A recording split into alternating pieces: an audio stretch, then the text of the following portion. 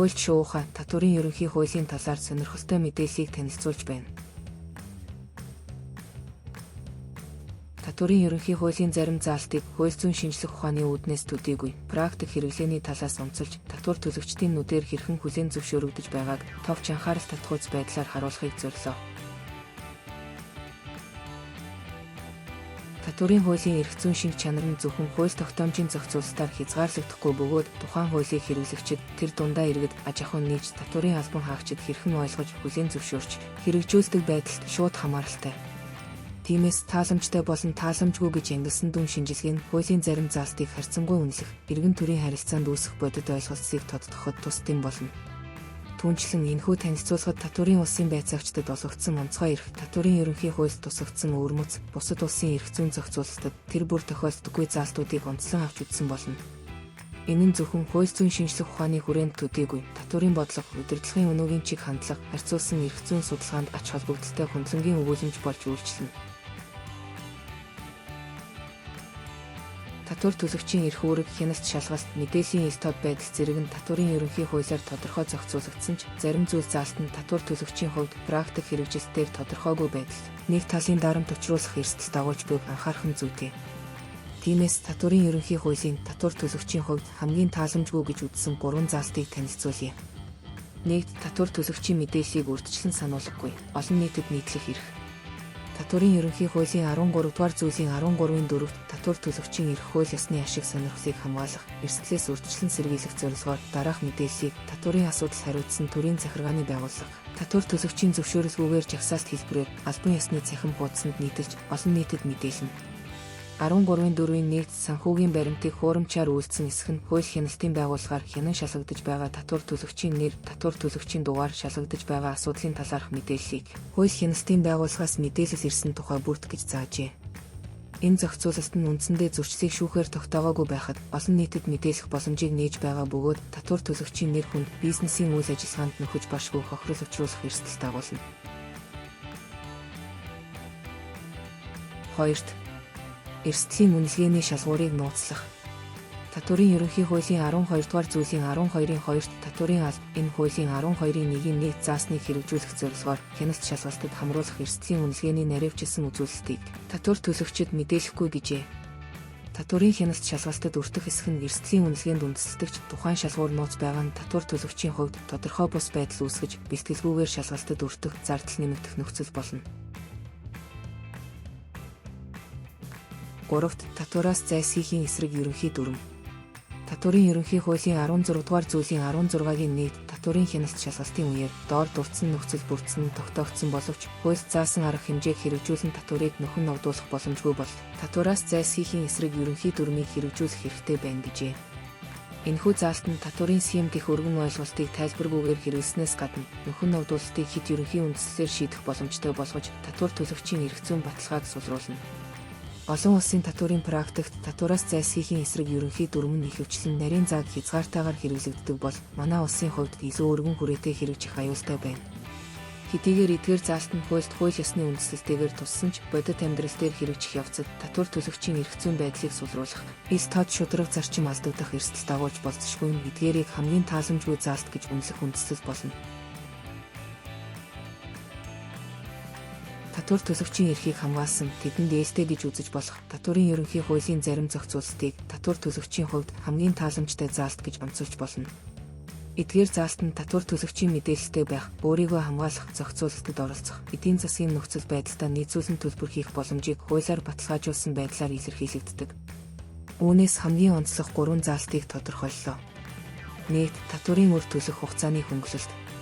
Татварын ерөнхий хуулийн 53 дугаар зүйлийн 53-ийн 1-д доор дурдсан нөхцөл байдлын аль нэг нь үүсэж татвар төлөгч татварын үрийг төлөх боломжгүй болох нь тогтоогдсон бол татвар төлөгчийн бичгээр эсвэл цахим хэлбэрээр гаргасан хүсэлтийг үндэслэн харьяа татварын алба, татвар төлөх хугацааг 1 жил хүртэлх хугацаагаар сунгаж хөнгөлөлт үзүүлж болно гэжээ.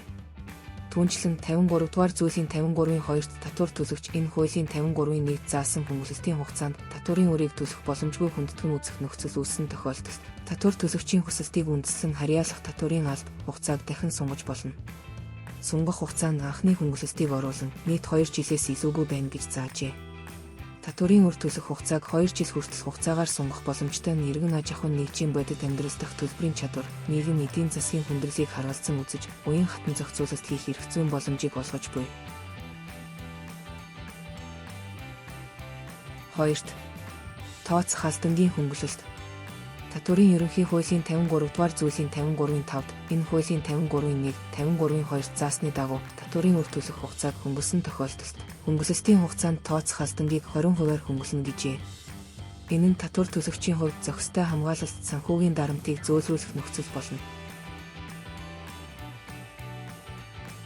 3-т гомдол гаргах эрх.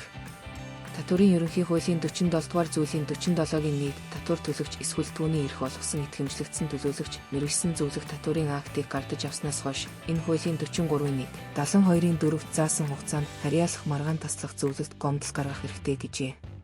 Татвар төлөгч нь татварын албаны гаргасан актад шууд захирагдахгүй харин өөрийн эрх хууль ёсны ашиг сонирхлыг хамгаалах зорилгоор захиргааны журмаар давж заалдах маргаан таслах зөвлөлт гомдол гаргах хэрэгтэй. Энэ бол захиргааны үйл ажиллагаанд хяналт тогтоох механизм бөгөөд татвар төлөгчдөд илүү ойлгомжтой, зардал багатай хэлбэрээр маргааныг шийдвэрлэх боломж олгож байна. Үүний дараа шүүхэд хандах эрх нээлттэй хадгалагдана. Эдгээр заалт нь татварын ерөнхий хуулийн нийгэмд чиглэсэн татвар төлөгчийг хамгаалсан бодлогын илэрхийлэл бөгөөд эрх зүйн итгэлцийг нэмэгдүүлж, хуулийн хэрэглээний үр нөлөөг бодит амьдралд мэдрүүлэх чухал нөлөөтэй зохицуулалт юм. Хууль тусгасан энэхүү эерэг эрх нь татварын сахилга батыг зөвхөн хяналтаар бус харилцан хүндлэл, ойлголцсоор хангах орчныг бүрдүүлдэг байна. Татварын ерөнхий хуульд зааснаар татварын улсын байцаагч нь ердийн төрийн албан хаагчаас ялгаатайгаар нийгэм эдийн засгийн харилцаанд шууд нөлөөлөх үз, албатан гүйцэтгэх эрх, үзлэг шалгалт хийх бүрэн эрх, мэдээлэл цуглуулах онцгой бүрэн эрхийг эзэлдэг. Тухайлбал татварын ерөнхий хуулийн 20 дугаар зүйлийн 21-д татварын улсын байцаагч нь татвар төлөгчийн орлого олох зориулалтаар ашиглаж байгаа эсвэл татвар ногдох зүйл болон татвартай холбогдолтой мэдээ судалгаа, бусад баримтыг хадгалж байгаа нэвтрэн орохыг хуулиар хориглоогүй үйлдвэрлэл үйлчилгээний газар, албан байр, агуулгах зооронд нэвтрэн орж, ажлын зураг авалт, үзлэг хийх, тоолго явуулах, баримт бичих, эд хөрөнгийг түр хугацаагаар хураах, хяналт шалгалтын ажил хийх хэрэгтэй. Энэ нь захиргааны байгууллагын мэдүүлэг авах ерөнхий эрхээс хальж тодорхой арга хэмжээг газар дээр нь шууд хэрэгжүүлэх түвшний эрх мэдэл юм. Ийм төрлийн өөр нэг жишээ татвал татварын ерөнхий хуулийн 54-р зүйлийн 54-ийн 1 доор дурдсан нөхцөл байдлын аль нэг нь үүсэж татвар төлөгч татвараа төлөхгүй нь тодорхой болсон тохиолдолд ногдол нь тодорхой татварыг татварын алба урьдчилан хурааж болно гэжээ. Энэ нь татвар төлөгчийн өмчлөх эрхийг шууд хязгаарлах өндөр эрх мэдэлд тооцогдно. Энэ зохицуулалт нь эдийн засгийн эрсдлээс урьдчилан сэргийлэх, төрийн ашиг сонирхлыг хамгаалах зорилготой ч хэрэгжүүлэхдээ иргэний эрхийн баталгааг сайтар хангах шаардлагатай. Түүнчлэн татварын ерөнхий хуулийн 20 дугаар зүйлийн 22 татварын улсын байцаагч мэдээлэл, баримт цуглуулах зорилгоор байр агуулгаас гадна татвар төлөгчийн орлого зарлах, ажил гүйцэтгэхний мэдээлэл бүхий компьютер, техник хэрэгсэл, програм хангамжид нэвтрэн орох хэрэгтэй гэжээ. Үүн дээр үндэслэн татвар ногдуулах нь эрх зүйн чадамжтай тооцогдох хэсэг нь эргэлзээ дагуулах ба энэ нь төр иргэний хоорондын итгэлцэл, хувийн мэдээллийн хамгаалалт зэрэг эрх зүйн суурь зарчимтай уялдах ёстой нарийн тэнцвэр шаардсан зохицуулалт юм. Иймд эдгээр эрх нь татварын улсын байцаагч болон татварын албаны захиргаанд олгосон ёр бусын буюу онцгой эрх болохыг анзаарч, эрх мэдлийн хязгаар, хяналтын механизм хангагдсан эсгэд эрх зүйн хяналт судалгаа хийх шаардлагатай юм. Татварын ерөнхий хууль нь зарим талаараа олон улсын татварын эрх зүйн жишгт нийцсэн. Нөгөө талаар Монгол улсын хууль зүйн орчны онцлог, зах зээл болон төрийн институтын бүтцэд суурилсан өөрмөц зохицуулалтуудыг агуулгаараа онцлог юм. Тэдгээрээс хамгийн анхаарал татах нь татварын суудхан тооцох, буцаан олгох, бүр төлөх үйл ажиллагаанд иргэдийн хандив, буцалтгүй тусламжийг ашиглах боломжоор холбогдсон зохицуулалт юм.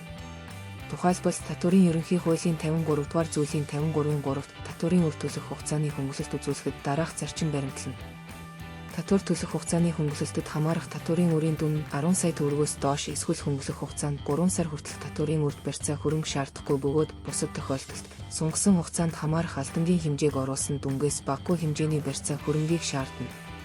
Барьцааны зүйл нь үл хөдлөх эд хөрөнгө засгийн газрын үнэт цаас байх ба барьцаалах ажиллагааг иргэний хууль, үл хөдлөх эд хөрөнгийн барьцааны тухай хуулийг баримтлан хэрэгжүүлнэ.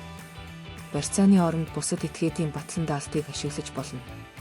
Татвар төлөгчийн бичгээр эсвэл цахим хэлбэрээр гаргасан хүсэлтэд хөрөнгийн байдалд санхүүгийн чадахыг тэмдэглэн түүнд үндэслэн гаргасан хөнгөлөлтийн хугацаанд татварын үр төлөх хуваарийг тусгана гэжээ. Эдгээр зохицуулалт нь татварын үр төлөх хугацааг хөнгөлөхтэй холбоотойгоор иргэн хуулийн этгээдийн барьцаа хөрөнгөөр төлбөр хойшлуулах, 3 дахь этгээд батлан даах, татвар төлөх хуваарьт хөрөнгийн байдал тусгасан хүсэлт гаргах. Барьцаа нь засгийн газрын үнэт цаас байж болох зэрэг наривчилсан зохицуулалтыг тусгасан нь олон улсын жишгт түгээмэл харагддаггүй. Мөн татварын ерөнхий хуулийн 13 дугаар зүйлийн 13-ийн 4-т татвар төлөгчийн эрх хууль ёсны ашиг сонирхлыг хамгаалах, эрсдлээс урьдчилан сэргийлэх зорилгоор дараах мэдээллийг татварын асуудал хариуцсан төрийн захиргааны байгууллага татвар төлөгчийн зөвшөөрлгүйгээр жагсаалт хэлбэрээр албан ёсны цахим хуудсанд нийтэлж олон нийтэд мэдээлнэ гэж заасан. Татвар төлөгчийн татварын мэдээллийг олон нийтэд зарлах эрхийг татварын албанд олгосон нь хүний хувийн мэдээллийг хамгаалах олон улсын зарчимтай зарим талаар зөрчилдөж болох ч Монгол улсад нийтлэг хүлээн зөвшөөрөгдсөн нийтийн ашиг сонирхлыг хамгаалах үзэл санааны илрэл юм. Үүнээс гадна татварын ерөнхий хуулийн 26 дугаар зүйлийн 26-гийн 3-т татвар ногдох зүйлийг өмчлөгч эзэмшигч ашиглагч эсвэл татвар ногдох зүйл бүхий этгээд татвар төлөгчид олгосон болон өмчлөл эзэмшил ашиглалтад шилжүүлсэн зөвшөөрлийн мэдээллийг бүртгэх эрх бүхий байгууллагын мэдээлэл эсвэл татвар төлөгчийн хүсэлтийг үндэслэн татварын алба тухай бүр татварын бүртгэл мэдээллийн нэгдсэн санд бүртгэн гэжээ. Энэ заалтыг гүйцэд тунгаан ойлгуул татварын алба тухайн этгээдийн бүртгүүлэх хүсэлт эсвэл бүртгэлтэй холбоотой 3 дахь этгээдийн зөвшөөрөл мэдээлэлээр үндэслэн тухайн этгээдийг татвар төлөгчөөр бүртгэх бүрэн эрхтэй. Өөрөөр хэлбэл тухайн этгээд өөрөө татвар төлөгч болохоос татгалзсан эсгээс үл хамааран бусад их сурвалжаас ирүүлсэн бодит мэдээлэл, үйл ажиллагаа өмчлөлт үндэслэн татвар төлөгч хэмээн тооцох боломжийг нээж өгч байна. Энэхүү зохицуулалт нь бодит байдалд үндэслэн буюу de facto өөрөг оноох нийгмийн нийтлэг ашиг сонирхлыг бүртгэл болгосон механизм гэж үзэж болно. Татварын эрх зүйн практикт энэ нь гэрээ хэлтсийн эрх чөлөөтэй зөрчилдөхгүй, харин эдийн засгийн бодит хөдөлгөөнийг татварын зохицуулалтад бүрэн хамруулахад чиглэсэн хандлага юм. Иймэрхүү зохицуулалт нь дэлхийн олон оронд байдаггүй, харин Монгол улсад хэрэгжиж буй эрх зүйн онцлог аргачлалын нэг мөн. Эдгээр заалт нь Монголын татварын эрх зүйн орчны тогтвортой байдал, төрийн хяналтын зохицуулалт, эрсдлийн удирдлагын чиг хандлагыг илэрхийлж байгаа бөгөөд ирээдүйд олон улсын эрх зүйн уялдаа, мэдээллийн хамгаалалт, татварын эрх зүй хүний эрхийг хангасан, тэнцвэрт байдлыг эрэлхийлсэн асуудлуудад нийцүүлэх шаардлагатай байж болохыг харуулж байна. Хуульч шууха татварын ерөнхий хуулийн талаар сонирхолтой мэдээллийг танилцууллаа. Хуульч шуухатай хамт татварын эрх зүй судлаарай. Мэдлэг бол хүч. Хамтдаа хөгжицгөөе.